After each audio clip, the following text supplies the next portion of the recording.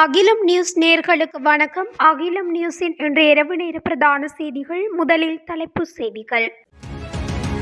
தபால் மூல வாக்குகள் விநியோகம் தொடர்பான அறிவிப்பு. எரிவாயு விலை குறித்து வெளியான முக்கிய அறிவிப்பு.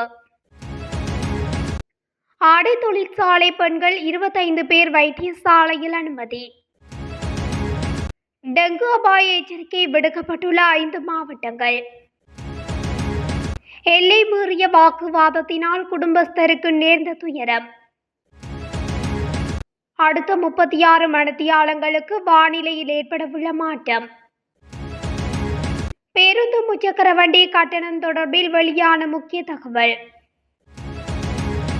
மத்திய வங்கி ஆளுநரின் கருத்து நியாயமற்றது, அனுர தரப்பு சாடல்.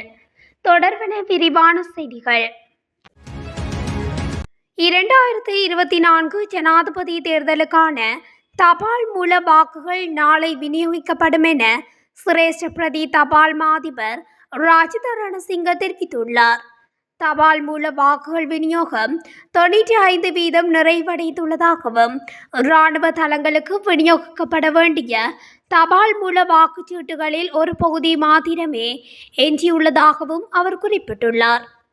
இதேவேளை 7,12,318 அரசு ஊழியர்கள் 2024 ஆண்டுக்கான தபால் மூல வாக்களிப்பை குறிக்க தகுதி பெற்றுள்ளனர் எனவும் தெரிவிக்கப்பட்டுள்ளது.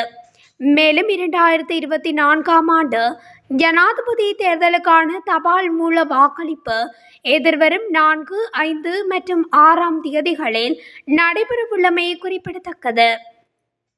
மாதாந்த எரிவாயு விலை திருத்தத்தின் பிரகாரம் இம்முறையும் லிட்ரோ எரிவாயுவின் விலையில் எவ்வித திருத்தமும் இடம்பெறாது என தெரிவிக்கப்பட்டுள்ளது.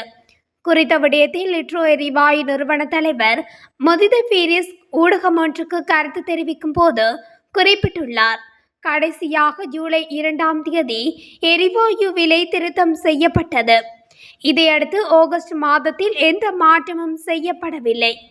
இதன் அடிப்படையில் 12.5 கிலோ லிட்ரோ எரிவாயு சிலிண்டரின் விலை ரூபாய் 3690 ஆகவும் 5 கிலோ எரிவாயு சிலிண்டரின் விலை ரூபாய் 1482 மற்றும் 2.3 கிலோ எடை கொண்ட எரிவாயு சிலிண்டரின் விலை ரூபாய் 694 ஆகவும் உள்ளமை குறிப்பிடத்தக்கது.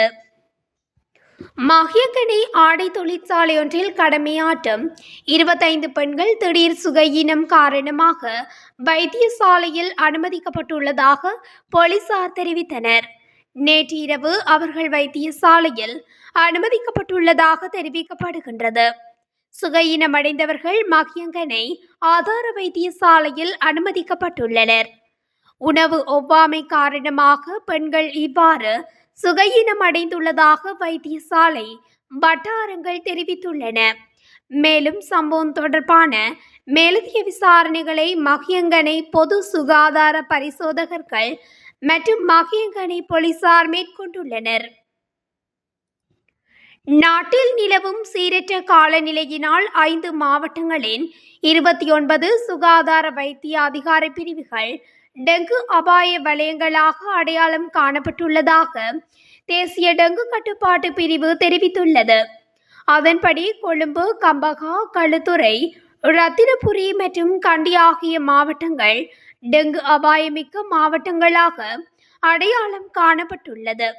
நாட்டில் இவ்வருடத்தின் இதுவரையான காலப்பகுதிக்குள் 36,552 டெங்கு நோயாளர்கள் அடையாளம் காணப்பட்டுள்ளதுடன் 17 டெங்கு மரணங்கள் பதிவாகியுள்ளதாகவும் அதிகளவான டெங்கு நோயாளர்கள் மேல் மாகாணத்தில் இருந்து அடையாளம் காணப்பட்டுள்ள நிலையில் அவர்களின் மொத்த எண்ணிக்கை 15,120 ஆகும் எனவும் தெரிவித்துள்ளனர்.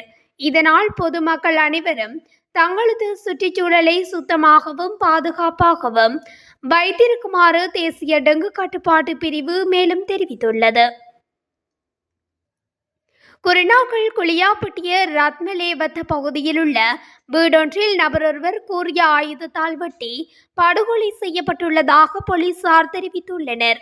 இந்த சம்பவம் நேற்றிரவு இடம்பெற்றுள்ளது. குளியாப்பட்டிய கலகிதியாவ பிரதேசத்தில் வசித்து வந்த இசங்க தமித் ராஜபக்ச என்ற 31 வயதுடைய ஒரு பிள்ளையின் தந்தையே இவ்வாறு கொலை செய்யப்பட்டுள்ளார்.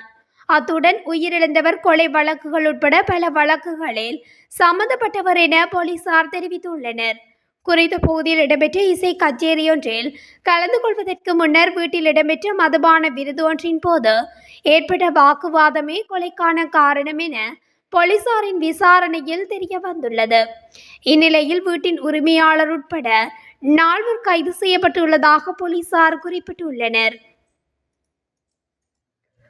மேல் சப்ரகமுவ மற்றும் வடமேல் மாகாணங்களிலும் காலி, மாத்தறை, கண்டி மற்றும் நுவரெலியா மாவட்டங்களிலும் மழை அல்லது இடியுடன் கூடிய மழை பெய்யக்கூடும் என வளிமண்டலவியல் திணைக்களம் எதிர்வு கூறியுள்ளது. இதன்படி எதிர்வரும் 36 மணித்தியாலங்களில் சில பிரதேசங்களில் 75 மில்லிமீட்டர் அளவில் பலத்த மழை பெய்யக்கூடும் எனவும் தெரிவிக்கப்பட்டுள்ளது. இடியுடன் கூடிய மழை பெய்யும் சந்தர்ப்பங்களில் பலத்த காற்று மற்றும் மின்னல் தாக்கங்களினால் ஏற்படக்கூடிய அபாயங்களை குறைத்துக் கொள்ள தேவையான நடவடிக்கைகளை எடுக்குமாறும் வளிமண்டலவியல் திணைக்களம் பொதுமக்களை அறிவுறுத்தியுள்ளது. எரிபொருள் விலையில் மாற்றம் ஏற்பட்டாலும் முச்சக்கர வண்டி கட்டணத்தில் திருத்தம் மேற்கொள்ளப்பட மாட்டாது என முச்சக்கர வண்டி சங்கங்கள் தெரிவிக்கின்றன.